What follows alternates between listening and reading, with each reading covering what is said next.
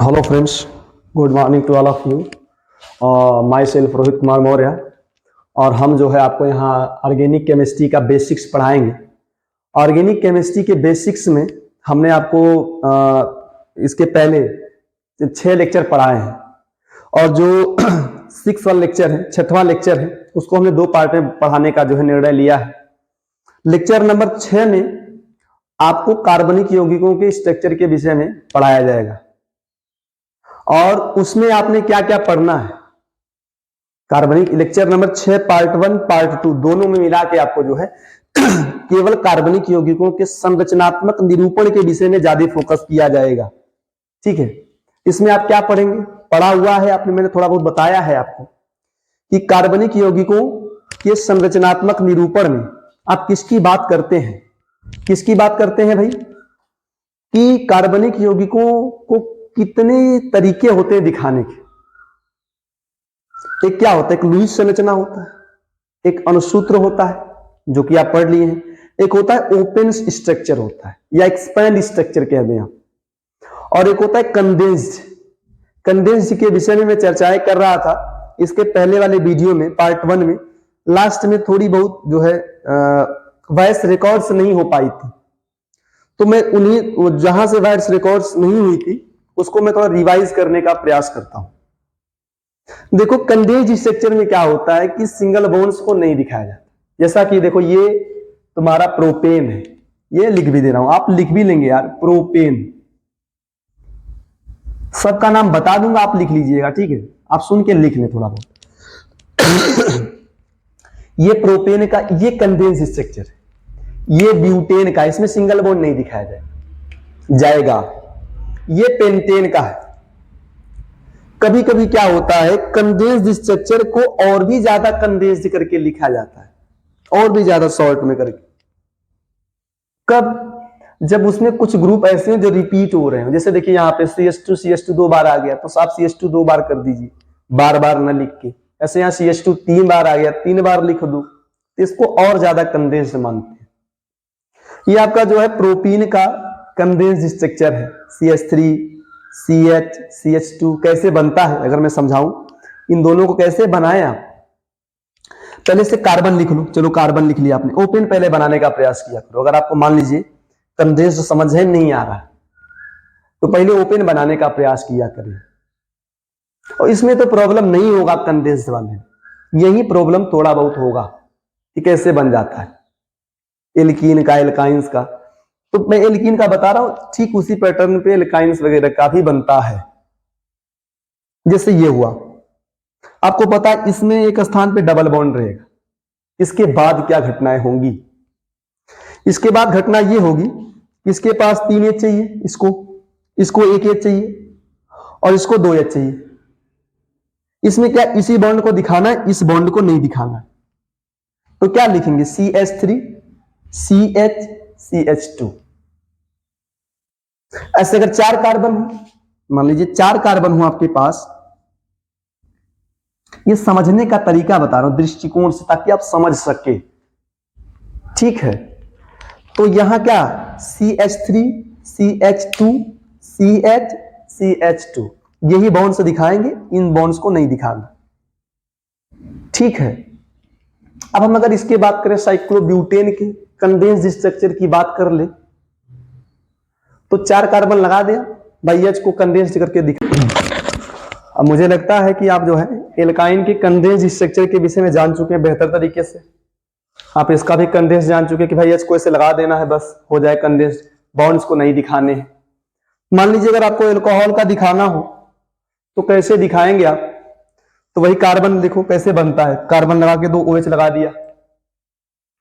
अगर यहां पे 3 H की जरूरत है, यहां पे 2 H की जरूरत है, और भाई बाकी सब ठीक है, आप क्या करेंगे, CH3 CH2 OH, ये इसका क्या होगा, कंडेंस्ड स्ट्रक्चर।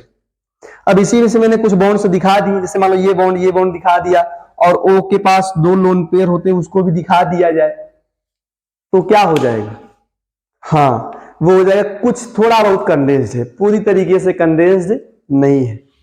ऐसे आपका इसका भी है, एमीन वाला NH2 एमीन सामान्य केस में माना जाता है।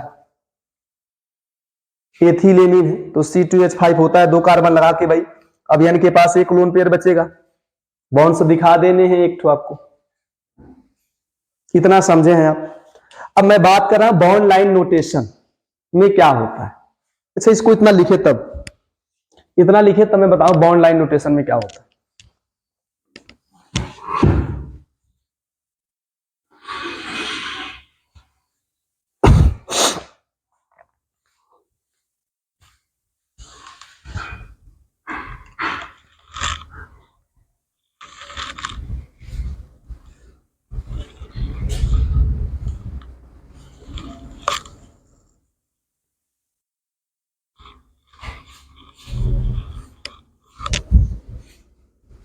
हो गया, तो ध्यान दिया बॉन्ड लाइन नोटेशन में क्या होता है, केवल कार्बन कार्बन के बीच बंध को जो है, कार्बन कार्बन के बीच बंध को टेढ़ी मेढ़ी रेखा के द्वारा प्रदर्शित किया जाता है, जिग जैग लाइन से यूज होते हैं। अगर उसमें सिंगल बॉन्ड हो सिंगल लाइन दिखाना है, डबल बॉन्ड हो 2 लाइन दिखाना है, ट्रिपल बॉन्ड हो 3 लाइन दिखाना है, 3 रेखाएं दिखानी, लाइंस कह दें आप। तो हेडिंग क्या होगा, आबंध रेखीय संरचना।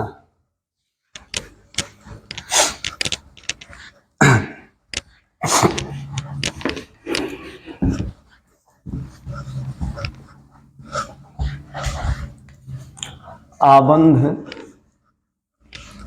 Bond line notation.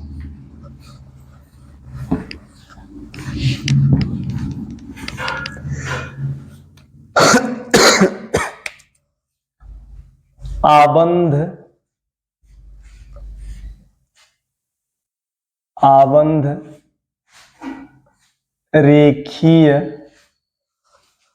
संरचना, इसको आप क्या लिख सकते हैं, बॉन्ड लाइन नोटेशन और बॉन्ड लाइन स्ट्रक्चर की बात करें आप, बॉन्ड लाइन नोटेशन और स्ट्रक्चर।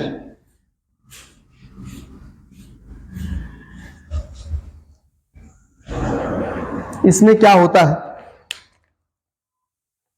इसमें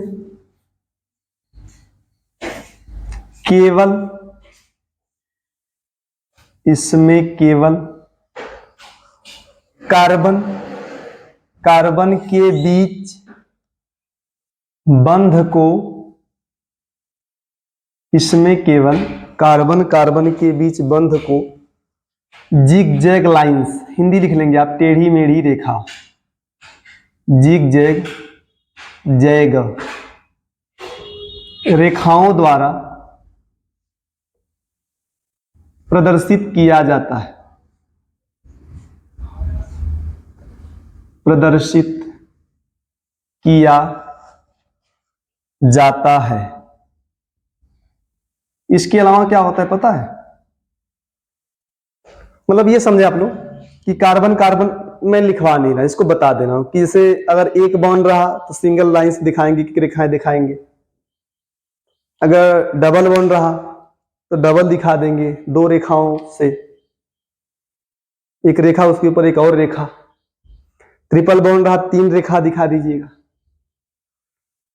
यहां क्या है, यहां एक और विशेषता होती है, मैं बता रहा हूं कि प्रत्येक कार्बन के पास जितना हाइड्रोजन होता है वो समझ लिया जाता है, उसको नहीं लिखा जाता, कार्बन को भी नहीं लिखा जाता है, और कार्बन के पास जो हाइड्रोजन है वो भी अपने आप समझा जाता है कि हाँ इतना है इतना नहीं, ठीक है, वो समझ लिया जाता है। लेकिन देखिए बात क्या है, विषम परमाणु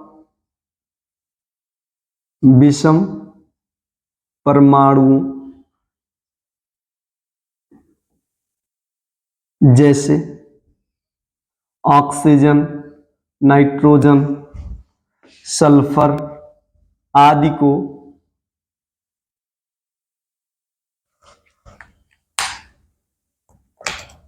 को प्रदर्शित किया जाता है या लिखा जाता है, लिख दें आप। ऑक्सीजन वगैरह को दिखाया जाएगा लेकिन कार्बन को नहीं दिखाया जाएगा। अब मैं कुछ एक आध स्ट्रक्चर दे रहा हूं जिसके आपको कंडेंस्ड बना के दिखा रहा हूं, और आपको मैं ये बॉन्ड लाइन बना के दिखा रहा हूं। हालांकि कंडेंस्ड जान चुके हैं, जैसे मान लो ऐसे बात कर लूं, जैसे मैं ऐसा बात करूं, चलो हेक्सेन से शुरुआत करता हूं। हाँ, हेक्सेन C6H14 ये आपका हेक्सेन है।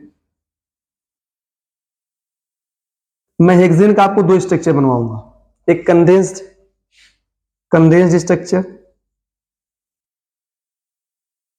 स्ट्रक्चर, एक क्या पढ़ाऊंगा, BLN बॉन्ड लाइन नोटेशन, ये पढ़ाऊंगा मैं आपको। एक कंडेंस्ड स्ट्रक्चर, एक बॉन्ड लाइन नोटेशन।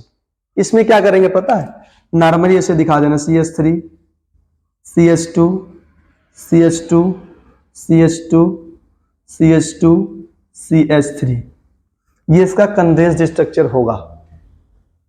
और बॉन्ड लाइन नोटेशन क्या हो, बॉन्ड लाइन नोटेशन में आप ऐसे दिखा दो, 1 2 ना, कार्बन गिन ले आप, 2 3 4 5 6, ये आप स्टार्टिंग यहां से भी कर सकते हैं, 1 2 ना, 1 2 3 4 ना, 4 5 कितना हुआ, 1 2 3 4 5 6, हर मतलब के समझे ऊंचाई पर कार्बन होगा, और हर जो निचला वाला हिस्सा होगा वहां कार्बन होगा, ऊपर वाले हिस्से पर कार्बन, इसको बोलते हैं ना श्रृंग बोल दे अपनी भाषा में आप। हर श्रृंग पे कार्बन होगा, हर गर्त पे कार्बन होगा, और हर किनारे पर भी कार्बन होगा, ये जानते रहिए आप। और कार्बन के पास कितना हाइड्रोजन है वो ऑलरेडी समझ लिया जाता है। अगर मान लीजिए आपसे कोई कह दे 2 मेथिल पेंटेन की ये बना के दिखाओ दोनों, ठीक है, इसको फटाफट लिखें, मैं इधर लिख रहा हूं 2 मेथिल पेंटेन का, 2 मेथिल पेंटेन क्या बनाना है, एक बनाना है आपको कंडेंस्ड स्ट्रक्चर, एक बनाना है बॉन्ड लाइन नोटेशन।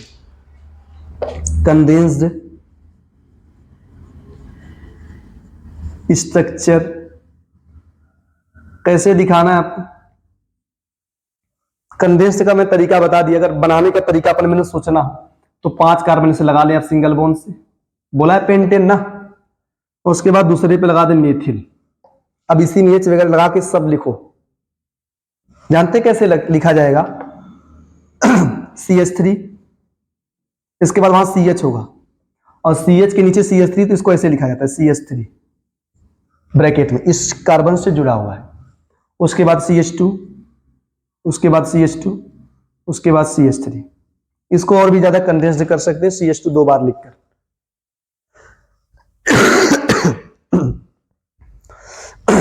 अब इसका BNN क्या होगा,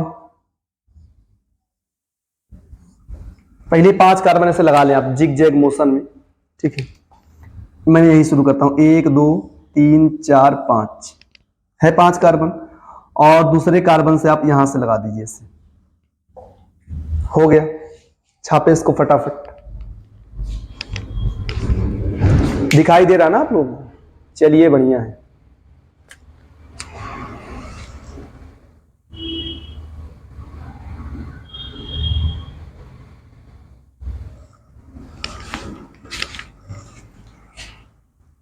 और भी है, मैं कुछ ऐसे कंपाउंड अभी लूंगा जिनके ओपन फॉर्म दिखा दूंगा, कंडेंस्ड स्ट्रक्चर दिखा दूंगा, और बॉन्ड लाइन नोटेशन, तीनों साथ में आप देख लेंगे, आप सही रहेगा आपके लिए, ठीक है। मिटा दूं, रफ कर दिया जाए इसको, हाँ क्या हो रहा है,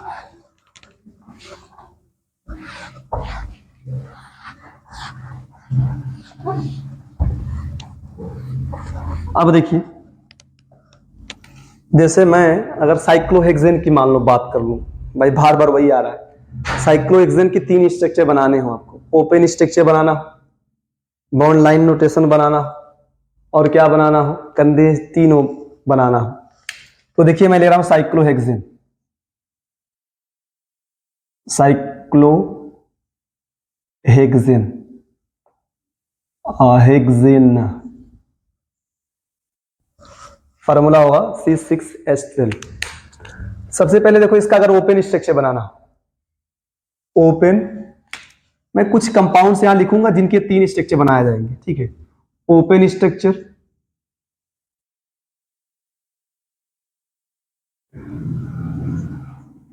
इसके बाद क्या बनाए जाएंगे, कंडेंस्ड स्ट्रक्चर,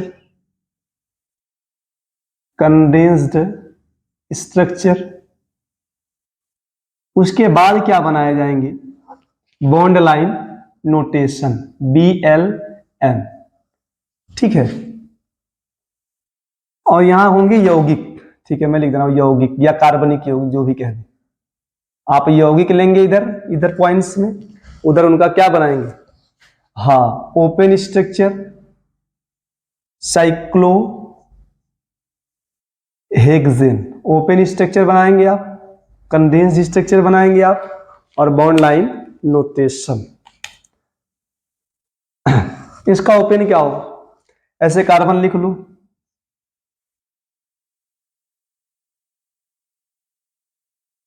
H दिखा दो इसे, H H H H, ऐसे कोई भी होगा, साइक्लोब्यूटेन जो भी रहे, सबका मैं बता नहीं सकता, आप सबका समझ लीजिए, ऐसे ही बन जाएगा। H H, यहां पीछे करने चाहे इधर भी कर सकते हैं, अंदर भी, H H। अब इसका कंडेंस्ड क्या होगा, आप जान गए हैं,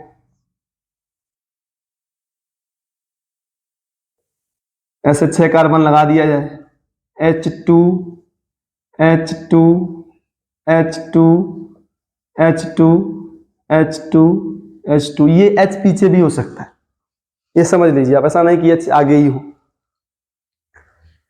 और इसका BLN क्या होगा, कार्बन वगैरह को दिखाना ही नहीं, ऐसे कार्बन को नहीं दिखाना है, बस ऐसे बना दो, 1 2 ना, ऐसे, ठीक है। और मान लो आपको सामने क्या दिया गया, तो कंपाउंड्स और लेता हूं मैं,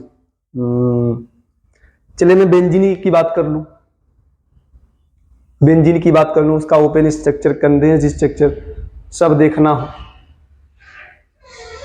तो मैं बेंजीन का तो आपको पता नहीं है, पहली बार सुन रहे होंगे, हो सकता है आप जो बच्चे फर्स्ट टाइम ऑर्गेनिक पढ़ रहे होंगे बेसिक, तो बेंजीन वगैरह के बारे में फर्स्ट टाइम पढ़ रहे होंगे, तो मैं बेंजीन का पहले वो बनाता हूं, उससे ये बनाए फिर ये बनाए, सब सीखे आप। मैं लिखता हूं बेंजीन, उसका फार्मूला होता है, इसका फार्मूला है C6H12, और बेंजीन का क्या होगा, C6H6। क्या होगा देखिए, इसका स्ट्रक्चर ऐसे बनता है, 6 कार्बन लिखा, ऐसे लिख दिया जाता है, कार्बन समझ पा रहे हैं, और एक के बाद एक क्रम में डबल बॉन्ड होता है। अब इसका कंडेंस्ड बनाना हो तो आप क्या करेंगे, कार्बन ऐसे लिख लें आप, मतलब कोई भी, मतलब वहां से शुरू 1, ऐसे अल्टरनेट फॉर्म में, एक H यहाँ, एक H यहाँ, एक H यहाँ, एक H यहाँ, एक H यहाँ, एक H यहाँ। हालांकि इसका ओपन फॉर्म ज्यादा यूज में आएगा नहीं, आप HH करके दिखा दो ना, ऐसे HH लिख दो, नहीं तो पता लगा, कार्बन कार्बन कार्बन, ऐसे डबल बॉन्ड एक के बाद एक क्रम में दिखा दें आप, ऐसा ऐसे दिखा दो सबका, अंदर ही दिखा दे चाहे बाहर दिखा दे, कोई दिक्कत नहीं आपको, क्या बाहर दिखा दो, ज्यादा अच्छा लग रहा है। इससे जितने भी कंपाउंड्स, एक आध मैं देखता हूँ एनसीईआरटी की एग्जांपल, वो सॉल्व कराता हूँ, फिर मैं आगे बढ़ता हूँ। हाँ,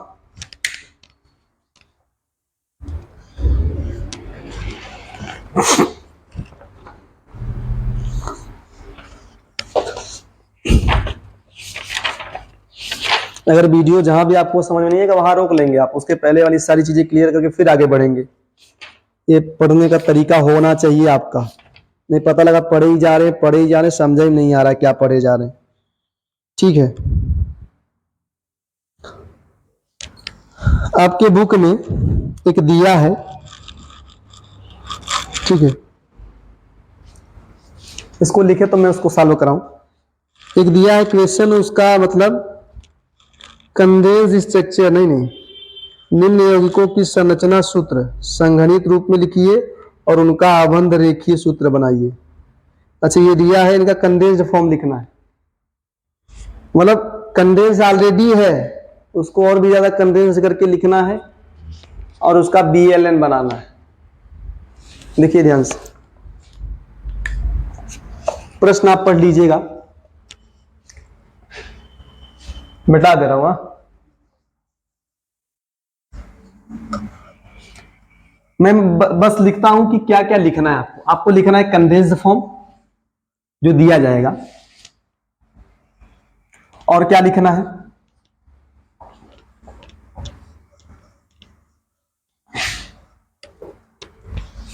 आपको लिखना है कंडेंस्ड स्ट्रक्चर लिखना है जो आपको दिया जाएगा, और क्या लिखना है, BLN बॉन्ड लाइन नोटेशन। ठीक है, तो देखो दिया क्या गया है आपके सामने।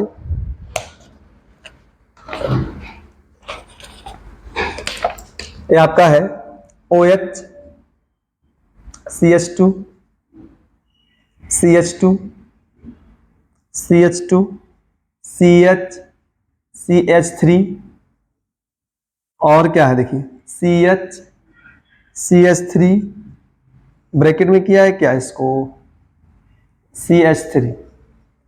इसका क्या क्या बना, दोनों बनाने।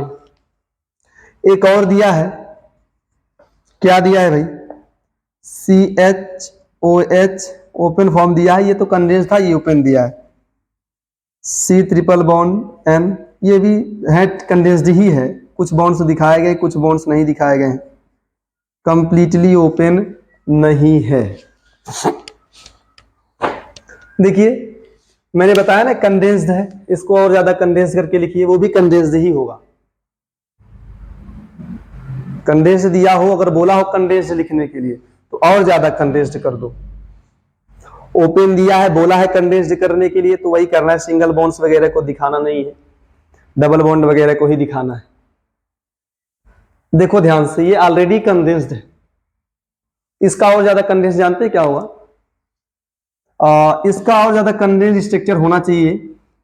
आप ऐसा कर दो कि OH CH2 3 बार लिख दें आप,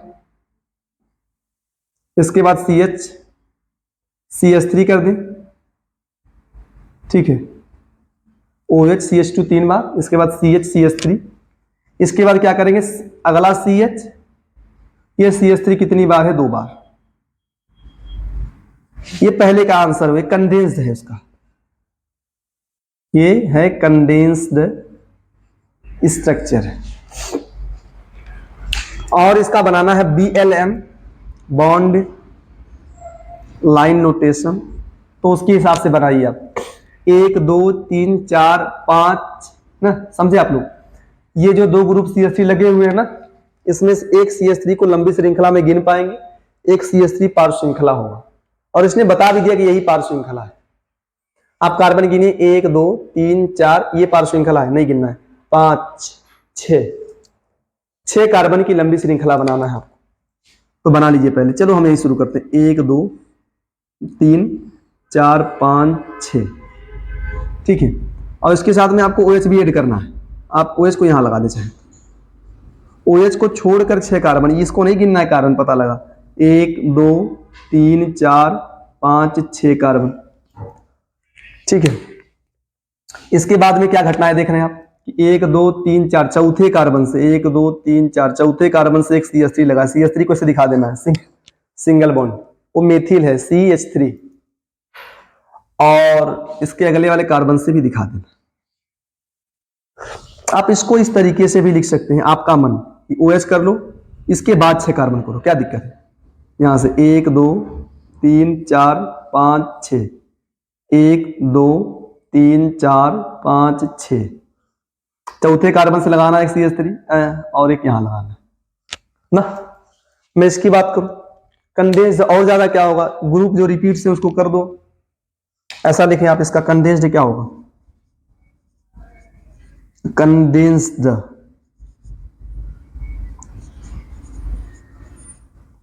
कंडेंस्ड स्ट्रक्चर क्या होगा पता है, लिखेंगे CH के पास OH भी है और CN भी है, कितनी बार है, 2 बार। इसी कार्बन के साथ 2 CN जुड़े हैं और इसी कार्बन के साथ OH जुड़ा हुआ, ये ऐसा होगा। और इसका BLN क्या होगा, बॉन्ड लाइन नोटेशन। ठीक है, तो बॉन्ड लाइन नोटेशन में आप ऐसे दिखा दें, 1 2 3 कार्बन दिखा दो, यहां चाहे आप ट्रिपल बॉन्ड एन कर सकते हैं, ये ट्रिपल बॉन्ड एन है, यहां भी चाहे आप ट्रिपल बॉन्ड एन कर सकते हैं, ये कार्बन है, ट्रिपल बॉन्ड एन है, और यहां OH लगा दें, या आप CN को भी दिखा दीजिए, ऐसा करें, CN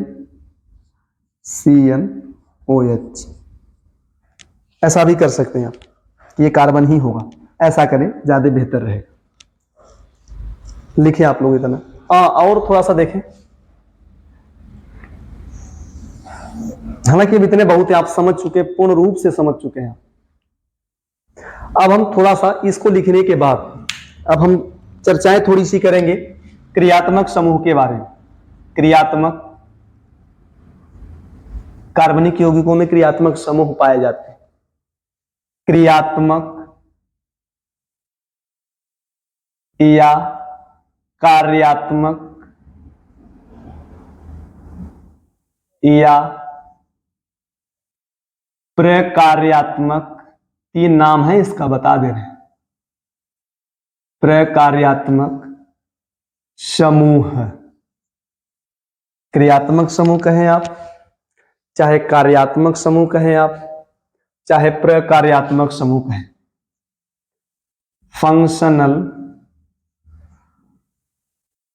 ग्रुप,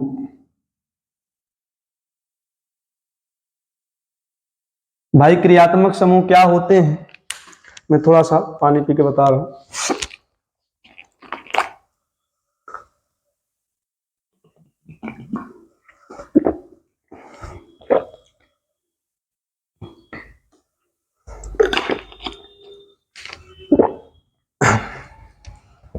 देखिए ध्यान से, क्रियात्मक समूह क्या होते हैं, परिभाषा होती है, वे परमाणु या समूह जो किसी अणु या यौगिक कह दे के रासायनिक गुणधर्मों के लिए उत्तरदायी होते हैं, क्या कहलाते हैं, क्रियात्मक समूह। मैं लिख के समझा रहा हूं, वे परमाणु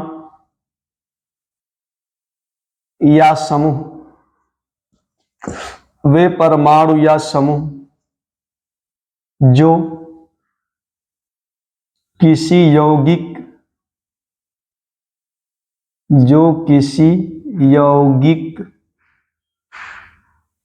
या अणु कह दें, या अणु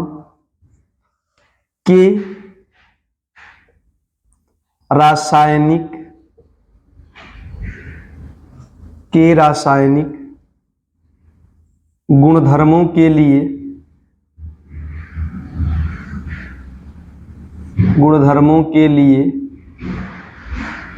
उत्तरदायी होते हैं,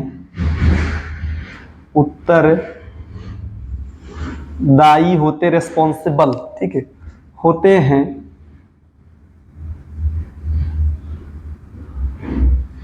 क्या कहलाते हैं, क्रियात्मक समूह कहलाते हैं। क्रियात्मक समूह कहलाते हैं।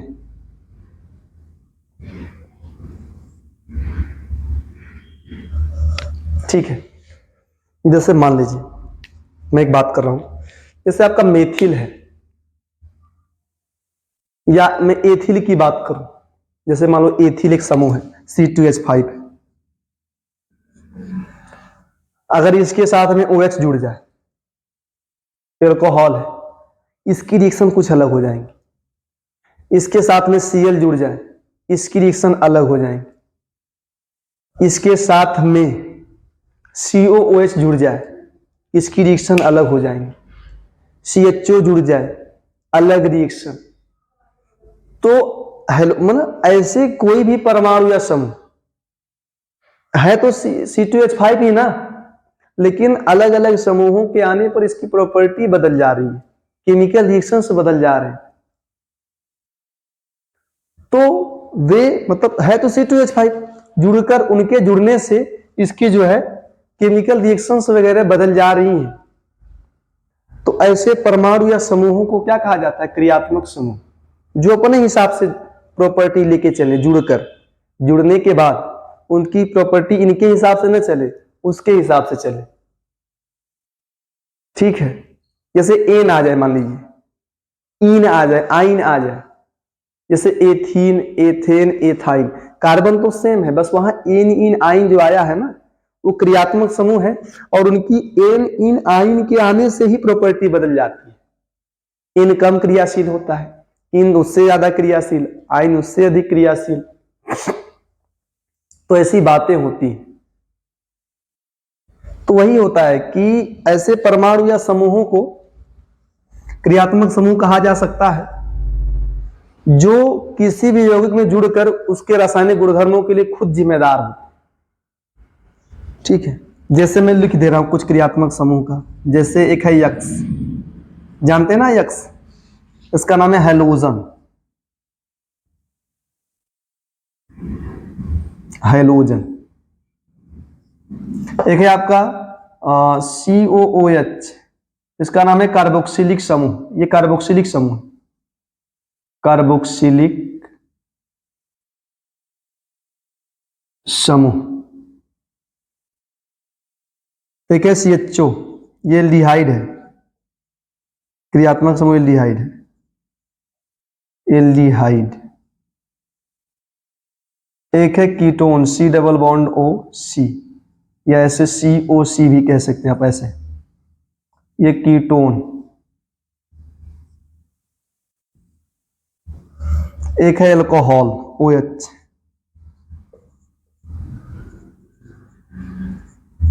एल्कोहल।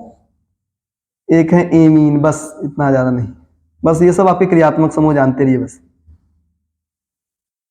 थोड़ा आप क्रियात्मक समूहों को पहचानना सीखें। कितना लिखे फिर मैं आगे बढ़ूं।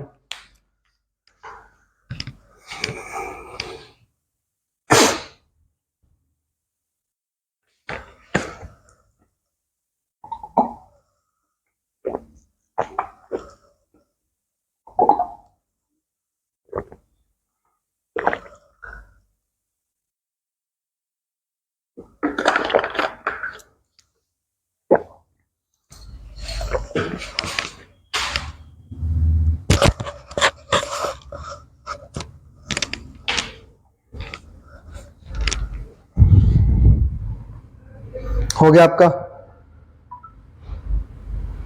चलिए, इसको पढ़ने के बाद, ठीक है, अब आप क्या पढ़ेंगे, मैं क्या पढ़ाऊंगा आपको, वो होगा इसको पढ़ने के बाद ना, इसके बाद का टॉपिक जो होगा वो होगा सजातीय श्रेणी, या इसको समजातीय श्रेणी भी कह सकते हैं। ठीक है, मैं समझा रहा हूं, इसको हो गया ना, ये मिटा दे। वही मेरा लास्ट, आज का लास्ट टॉपिक होगा। सजातीय श्रेणी को पढ़ाने के बाद मैं वीडियो को यहीं रोक दूंगा। ठीक है, फिर उसके बाद मैं नेक्स्ट वीडियो में अब एक पार्ट 3 नहीं बनाऊंगा, अब लेक्चर नंबर 7 होगा। उसमें क्या पढ़ाया जाएगा, उसमें आपको मैं पढ़ाऊंगा कार्बनिक यौगिकों के नामकरण वगैरह के बारे में, जो कि बहुत इंपॉर्टेंट, अपने आप में खुद एक महान टॉपिक है। ये सब उसके बेसिक हैं। ऑर्गेनिक केमिस्ट्री तो वास्तव में वहां से शुरू हो रही है, नेमिंग्स वगैरह से। ठीक है, वास्तविक शुरुआत वहीं से है, जो मैं कल नेक्स्ट वीडियो में बनाऊंगा, भेजूंगा आपके लिए। ये तो उसकी बेसिक है, और बेसिक जानना बहुत जरूरी है। ऐसे नहीं सीधे IUPAC में कूद गए। ठीक है, तो ध्यान दीजिए आप, देखिए ध्यान से क्या पढ़ाई जाएंगे आपको।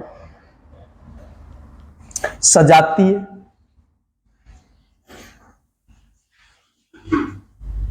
सजातीय या समजातीय श्रेणी, सजातीय या समजातीय श्रेणी। हेडिंग क्या होंगे, अंग्रेजी इसका क्या होगा, होमोलॉगस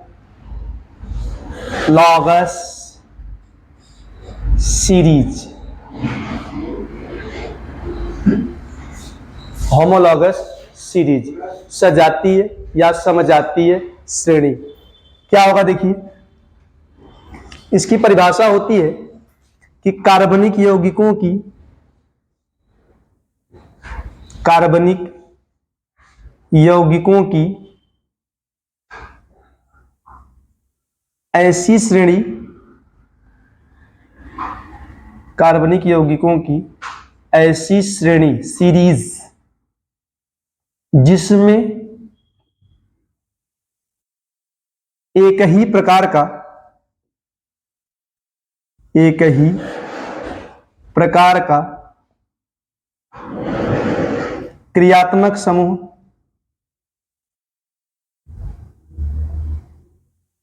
एक ही प्रकार का क्रियात्मक समूह पाया जाता है,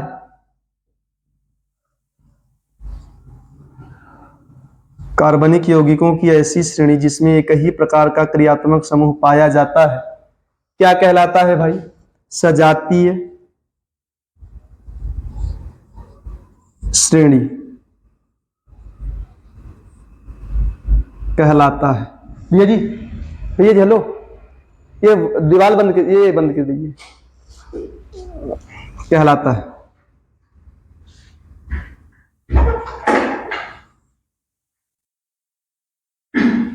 कार्बनिक यौगिकों की ऐसी श्रेणी जिसमें एक ही प्रकार का क्रियात्मक समूह पाया जाता है, क्या कहलाता है, सजातीय या समजातीय श्रेणी। अब इसको समझें, मतलब बहुत सारे ऐसे कंपाउंड्स मिले, बहुत सारे कंपाउंड्स, तो उनको बोलेंगे सीरीज है। कब बोलेंगे, जब उनमें एक ही प्रकार का क्रियात्मक समूह पाया जाए। ऐसा नहीं कहें आप, ऐसा कहें कि बहुत सारे यौगिक रहें, अगर उसमें एक ही प्रकार का क्रियात्मक समूह पाया जाए तो बोलेंगे कि ये सजातीय श्रेणी के सदस्य हैं। ठीक है, ये क्या है, सजातीय श्रेणी के सदस्य हैं, और ये एक सजातीय श्रेणी है। आप लिख भी लेंगे कि सजातीय श्रेणी के सदस्यों को क्या कहा जाता है, आपस में समजात कहा जाता है। मैं लिख भी दे रहा हूं, अच्छा, सजातीय श्रेणी के सदस्यों को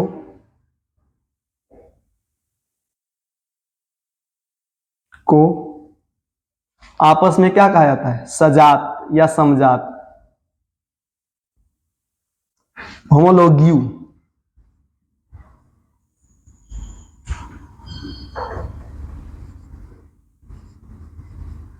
होमोलॉग कहते कहा जाता है। आप बस ये समझे, जैसे मान लीजिए मेथेन, एथेन, प्रोपेन, ब्यूटेन, सब में एन आ रहा है। मैं बताया हूं आपको एन, इन, आइन, ये सब क्रियात्मक समूह। जैसे मान लो बहुत से यौगिक जिसमें एन एन एन आया, तो उनको बोलेंगे कि एक सजातीय श्रेणी मिल गई हमको। और जो यौगिक मिले हैं उनको बोलेंगे कि ये कैसे सदस्य हैं, सजात नाम दिया जाता है कि ये सजात है, आपस में समजात हैं। एक ही प्रकार का क्रियात्मक समूह होने की वजह से उन्हें कहा जाता है सजात या समजात। जैसे आपका एथीन, ब्यूटीन, प्रोपीन आ जाए, पेंटीन, ऐसा कुछ आता रहे, तो भी आपका क्या होगा, एक सजातीय श्रेणी होगा। जैसे एथाइन, प्रोपाइन, ब्यूटाइन हो जाए, पेंटाइन हो जाए, वो भी एक सजातीय श्रेणी होगा। ठीक है, अब हम बात कर रहे हैं जैसे मेथिल एल्कोहल आ जाए, एथिल एल्कोहल आ जाए, प्रोपिल एल्कोहल आ जाए, ब्यूटिल एल्कोहल आ जाए, आता रहे, एल्कोहल ही होना चाहिए। तो अगर एक ही प्रकार का क्रियात्मक समूह पाए जाए और यौगिकों की सदस्यता बढ़ती जाए, ठीक है, तो उसे आप क्या बोलेंगे, एक सजातीय श्रेणी है। मैं और अभी तरीके से समझा रहा हूं आपको। पहले हेडिंग करेंगे आप सजातीय श्रेणी की विशेषताएं, और इसको मैं आपको बोल के लिखवाऊंगा। सजातीय श्रेणी की विशेषताएं। मैं इसे लिख दे रहा हूं भाई, नहीं पता लगा लिख नहीं पाएंगे आप। सजातीय श्रेणी की विशेषताएं। कैरेक्टरिस्टिक्स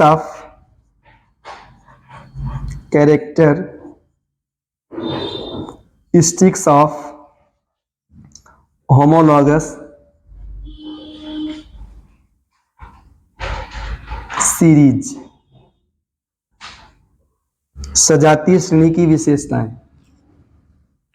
देखिए सजातीय श्रेणी की क्या क्या विशेषताएं, इसमें क्या क्या क्वालिटीज होती हैं, प्रॉपर्टीज होती हैं, उसकी अगर हम बात करें, जो सबसे पहली प्रॉपर्टी है आप लिख लेंगे कि सजातीय श्रेणी के सभी सदस्यों में, पहला यह है कि सजातीय श्रेणी के सभी सदस्यों में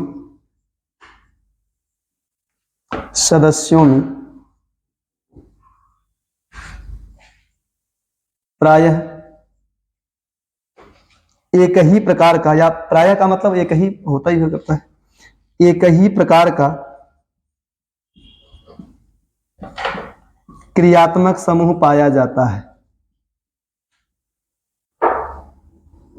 क्रियात्मक समूह पाया जाता है। अगला विशेषता क्या होगा? सजातीय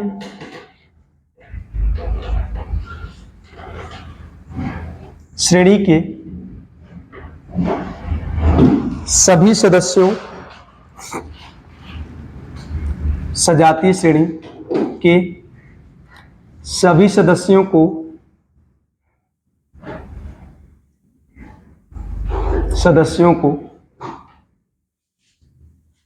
प्रायः एक ही सामान्य सूत्र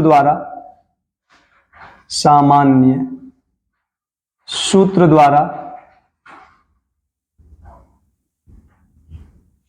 प्रदर्शित किया जा सकता है। प्रदर्शित किया जा सकता है।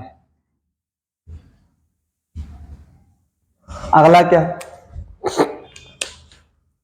सजातीय श्रेणी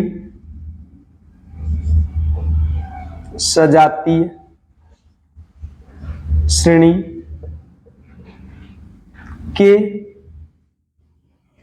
किन्हीं दो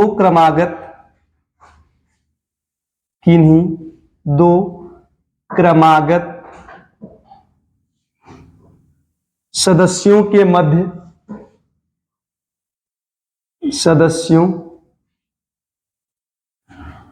के बीच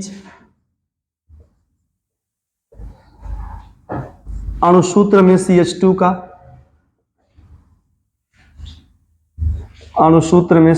का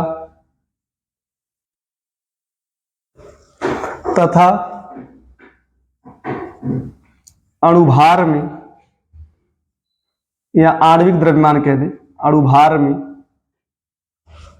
14 U कह दें मात्रक होता है, का अंतर होता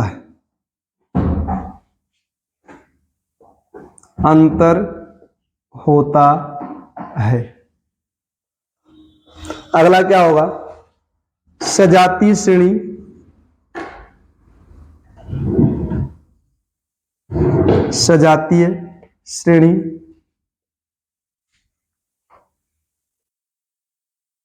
के सभी सदस्यों को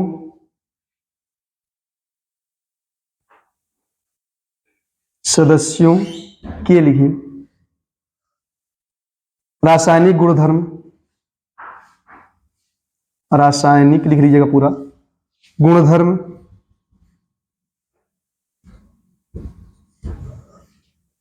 एक ही क्रियात्मक समूह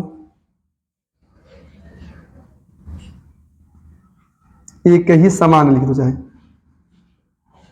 क्रियात्मक समूह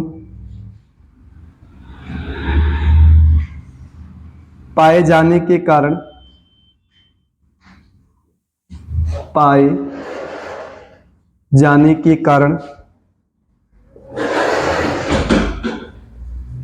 एक समान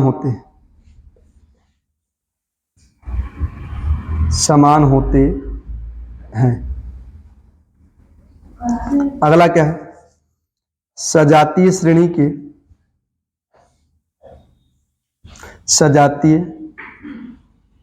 के सभी सदस्यों के भौतिक गुणधर्म भिन्न भिन्न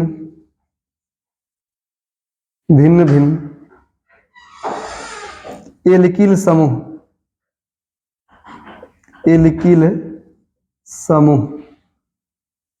या लिख लो ब्रैकेट में अणुभार पाए जाने के कारण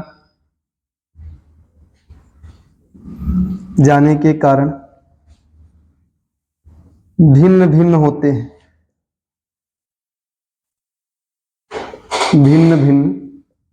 हैं। इसके बाद लास्ट पॉइंट लिख लेंगे आप कि सजातीय श्रेणी के सभी सदस्यों को प्रायः एक ही सामान्य विधि द्वारा बनाया जा सकता है। इतना पॉइंट्स लिख के आइए, पढ़ के आइए, फिर मैं नेक्स्ट वीडियो में इसको समझाऊंगा। ठीक है, अगली वीडियो में मैं आपको इसे समझाऊंगा ताकि आप इसको बेहतर तरीके से पढ़ सकें।